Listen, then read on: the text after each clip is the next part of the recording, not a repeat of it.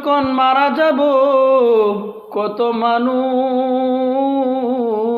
আসবে দেখার জন্য। মানুষ কান্না করবে, মানুষ হামাও করে কান্না শুরু করবে। কিছু মানুষ যাবে বাজারে, কিছু মানুষ যাবে বাঁশ কাটতে, কিছু মানুষ যাবে গরুস্থানে। এমন একটা সময় আসবে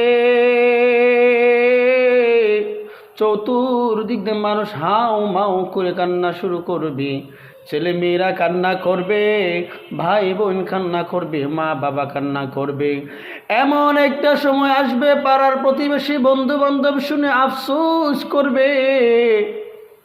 একবার কি চিন্তা করে দেখেছ তোমার চক্ষু দুটি বন্ধ করলে কিছুই নাই নাই। তুমি একা এসেছ, একাই চলে যেতে হবে। আর দুনিয়ার মধ্যে যতই কিছুই করো, গাড়ি বাড়ি কিছুই থাকবে না, তোমার সাথে কয়েকটি জিনিস যাবে। এর মধ্যে হলো তোমার ঈমান আর আমল, এর মধ্যে হলো তোমার ঈমান আমল যাবে, তোমার কাফনে কাপড় যাবে। তুমি দুনিয়ার মধ্যে যদি ভালো কাজ করে যাও, ভালো কাজের ফল তুমি কবরে শুয়ে শুয়ে পাইবে।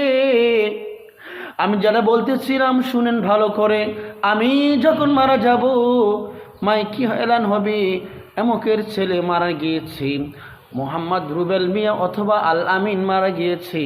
তখন মানুষ সবাই বাড়ির মধ্যে আসবে দেখার জন্য।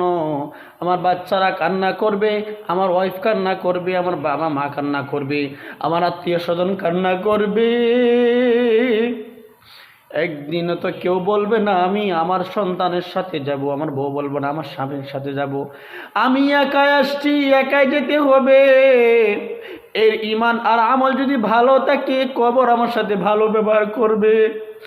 আর ঈমান আমল যদি খারাপ থাকে, আমার ঈমান আমল যদি ভালো না থাকে, সাপ বিচ্ছুর ঘর অন্ধকার কবরের মধ্যে একা একা শুয়ে থাকতে হবে। ওই কবরের আযাব অনেক কঠিন, অনেক কঠিন। ও আল্লাহ, তুমি আমার কবরে যাওয়ার আগে খাঁটি মুসলমান না বানাইয়া মৃত্যু দিও না। ইয়া আল্লাহ, নিষ্পাপ বানিয়ে দুনিয়ার থেকে তুমি আমাকে নিও রব্বুল আলামিন। ইয়া আল্লাহ, তোমার ঘর জিয়ারত না করে আমাকে মৃত্যু দিও না।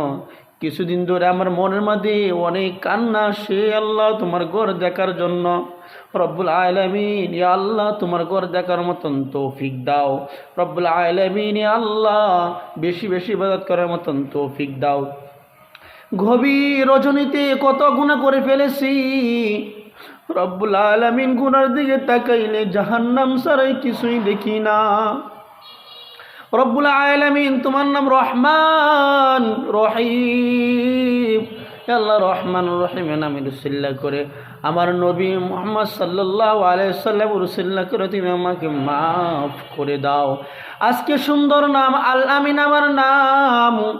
এমন একটা সময় আসবে লাশ হয়ে বাড়ির থেকে যেতে হবে।